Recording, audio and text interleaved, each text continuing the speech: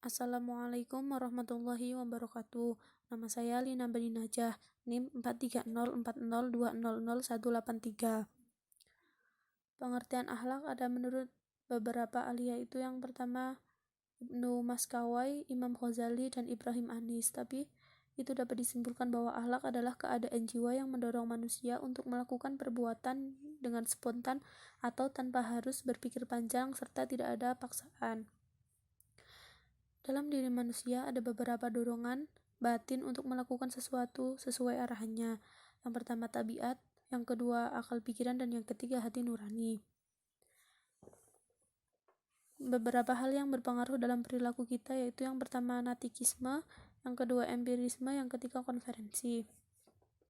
Standar yang ada di sini ada dua standar norma, yaitu baik dan buruk, standar akal yaitu benar dan salah. Pengertian tasawuf. Tasawuf secara bahasa adalah berasal dari kata sofa dan sofia yang artinya suci. Sedangkan secara istilah yaitu syarat untuk mendekatkan diri kepada Tuhan dengan sedekat mungkin melalui metode pensucian rohani maupun memperbanyak ibadah dalam arti zikir dan amalan. Fungsi tasawuf adalah untuk mensterilkan hati manusia dari berbagai penyakit hati dan untuk mengantarkan manusia ke keselamatan dunia dan akhirat. Metode untuk menjadi seorang sufi ada tiga, yaitu tasawuf kasafi, tasawuf akhlaki, dan tasawuf amali. Ada pendekatan rasio, pendekatan logika, pendekatan perilaku, dan pendekatan amaliyah. Jadi dapat disimpulkan bahwa pengertian akhlak tasawuf adalah upaya melatih jiwa dengan berbagai kegiatan yang dapat membebaskan dirinya dari pengaruh kehidupan dunia, sehingga tercermin akhlak mulia dan dekat dengan Allah. Atau bisa disebut dengan pembinaan mental rohania untuk pendekatan diri kepada Allah. Tujuannya yaitu memberi pedoman kepada manusia antara baik dan buruk maupun yang benar dan yang salah, menjadi hal terpenting dalam hal tatanan kehidupan.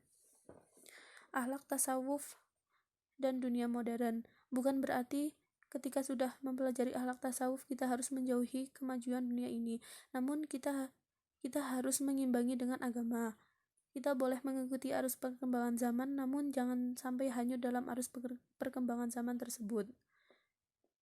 Keharmonisan yang harus kita jaga ada 4. Yang pertama, antara Allah dan manusia, yang kedua manusia dan manusia, yang ketiga manusia dengan dirinya sendiri, dan yang terakhir manusia dengan lingkungannya. Mungkin pengertian akhlak sendiri secara bahasa diartikan dengan budi pekerti, tingkah laku, tabiat, tata krama, sopan santun, adab, ataupun tindakan. Sedangkan secara istilah, akhlak merupakan tingkah laku atau sikap seseorang yang sudah menjadi kebiasaan setiap individu. Jadi akhlak bisa diartikan dengan suatu sifat yang tertanam dalam jiwa yang daripadanya timbul perbuatan-perbuatan dengan mudah dan gampang tanpa memerlukan pemikiran dan pertimbangan. Akhlak berhubungan dengan 3 unsur yang sangat penting, yaitu kognitif, afektif, psikomotorik.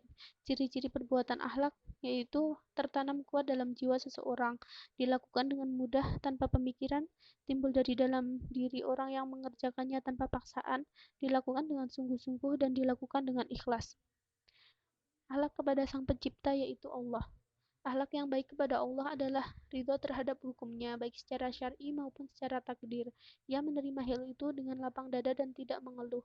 Akhlak kepada Allah dapat diartikan sebagai sikap atau perbuatan yang seharusnya dilakukan oleh manusia sebagai makhluk kepada Allah sebagai Khalik. Sekurang-kurangnya ada 4 alasan mengapa manusia perlu berakhlak kepada Allah. Yang pertama, karena Allah yang menciptakan manusia. Yang kedua, karena Allah yang telah memperlengkap panca indera manusia. Yang ketiga, karena Allah yang menyediakan berbagai bahan dan sarana yang diperlukan bagi kelangsungan hidup.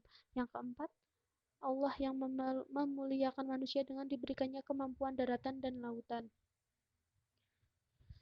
Contoh akhlak kepada Allah: menaati segala perintahnya, selalu beribadah kepada Allah, berzikir, berdoa, tawakal, tawadu, dan ridho terhadap ketentuan Allah Subhanahu wa Ta'ala.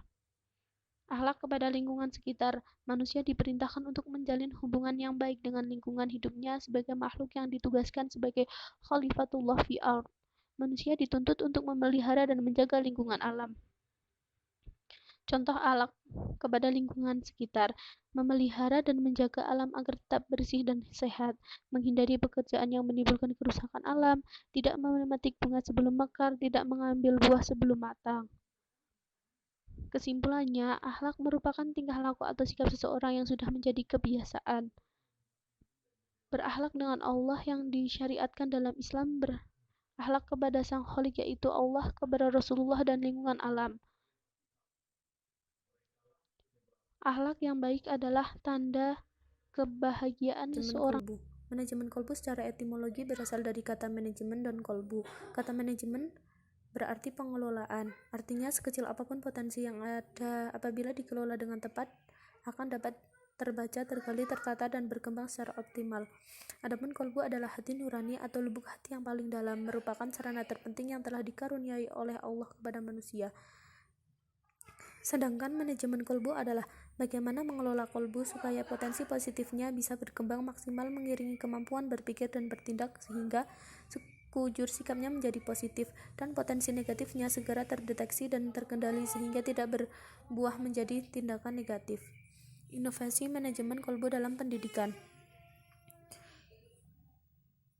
Dengan kata lain, diri dibersihkan dari kotoran dan kerusakannya diubah menjadi an-nafs al-lawamah dan akhirnya menjadi an-nafs al-mutmainnah. Selanjutnya adalah dengan cara menghapus kecintaan terhadap dunia serta menghilangkan segenap kesedihan, kedukaan, dan kekhawatiran atas segala sesuatu yang tidak berguna, yaitu dengan cara senantiasa dan terus-menerus mengingat Allah.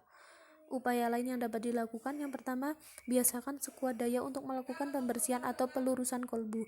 Yang kedua, senantiasa berkemauan kuat untuk meningkatkan kemampuan diri dalam bidang apapun. Untuk pembersihan hati, ada 5 tahapan yang perlu ditempuh. Yang pertama, adanya tekad kuat untuk memahami dan memperbaiki diri serta membersihkan hati. Yang kedua, memiliki ilmu mengenai pemahaman atau pengenalan diri. Yang ketiga, menafakuri diri sendiri melalui evaluasi diri dengan bekal ilmu yang dimiliki. Yang keempat, proses mengevaluasi diri perlu untuk diperluas. Yang kelima, berkaitan dengan proses pembelajaran, yaitu bagaimana diri mau belajar dari diri orang lain. Pelaksanaan manajemen kolbu yang bersifat kelompok dilaksanakan dengan sistem taklim yang dibagi ke dalam beberapa kelompok lain. Ada 3 materi pokok yang terkait dengan manajemen kolbu, yaitu keutamaan hati, mengenal potensi manusia dan potensi diri sendiri, serta pengenalan diri. Penyakit hati dan cara menjaga hati. Penyakit hati yang pertama rasa cemas, yang kedua bila diri sempit hati, yang ketiga ria, yang keempat amarah, yang kelima dendam, dan yang keenam hibah. Cara menjaga hati dengan yang pertama sholat, kedua berzikir, ketiga latihan menguasai nafsu, yang keempat jangan lalai, yang kelima takut kepada Allah, yang keenam jangan latihan tobat. Secara bahasa, taubah berasal dari kata tawaba yang bermakna kembali. Taubat adalah kembali kepada Allah dengan melepaskan hati dari belenggu yang membuatnya terus-menerus melakukan dosa lalu melaksanakan semua hak Allah Azza wa Jalla. Dalam Kamus Besar Bahasa Indonesia, kata taubat diartikan sadar dan menyesal akan dosa. Taubat berakar dari kata taba. Searti dengan kata taba adalah anaba dan aba. Taubat merupakan suatu hal yang baik dan wajib dilakukan oleh setiap manusia, baik yang berdosa maupun tidak. Syarat-syarat taubat. Yang pertama, ikhlas karena Allah semata. Yang kedua, berhenti dan terlepas dari perbuatan dosa dan maksiat yang pernah dilakukan. Yang ketiga, menyesali perbuatan dosa tersebut. Yang keempat, bertekad dan berjanji kepada diri sendiri dan Allah untuk tidak melakukannya kembali. Yang kelima, melakukan taubat sebelum maut menjemput. Yang keenam, meminta keridhaan dan atau mengembalikan hak jika dosa tersebut berkaitan dengan orang lain. Rukun-rukun taubat. Yang pertama, berhenti dari maksiat. Yang kedua, menyesal atas dosa-dosa yang telah dikerjakan. Yang ketiga, berjanji dengan sungguh-sungguh untuk tidak mengulangi lagi. Yang keempat, dalam hal dosa kepada orang lain, hendaklah ditambah dengan menyelesaikan persoalan dengan orang lain yang bersangkutan. Fungsi taubat. Taubat berfungsi untuk mengembalikan diri ke jalan yang benar dan terlepas dari dosa-dosa yang telah dilakukan. Melakukan taubat bukan hanya sebagai ajang untuk meminta ampun kepada Allah, melainkan juga menjadi jalan bagi orang-orang beriman untuk senantiasa berada di jalan Allah. Menjauhkan diri dari perbuatan maksiat dan mendekatkan diri kepada Allah adalah fungsi utama dari taubat. Jenis-jenis taubat ada dua. Yang pertama, wajib. Taubat yang wajib adalah taubat dari meninggalkan perintah atau meninggalkan larangan. Taubat jenis ini wajib dilaksanakan bagi semua orang mukallaf sebagaimana yang telah diperintahkan oleh Allah. Yang kedua, sunnah atau dianjurkan. Sedangkan taubat sunnah dianjurkan adalah taubat yang dilakukan karena meninggalkan perkara-perkara yang dianjurkan atau mengerjakan perkara-perkara yang tidak disenangi atau makruh. Manfaat taubat. Yang pertama, terhapusnya dosa-dosa atas perbuatan keji yang pernah dilakukan. Yang kedua, memperbaharui iman dan meningkatkan kualitasnya. Yang ketiga, lebih mendekatkan diri kepada Allah. Yang keempat, mengganti keburukan dengan kebajikan. Yang kelima, mengalahkan nafsu dalam diri untuk tidak melakukan maksiat. Yang keenam, semakin menguatkan tekad untuk selalu menaati perintah dan larangan Allah. Yang ketujuh, meningkatkan kecintaan kepada Allah. Cukup sekian. Wassalamualaikum warahmatullahi wabarakatuh.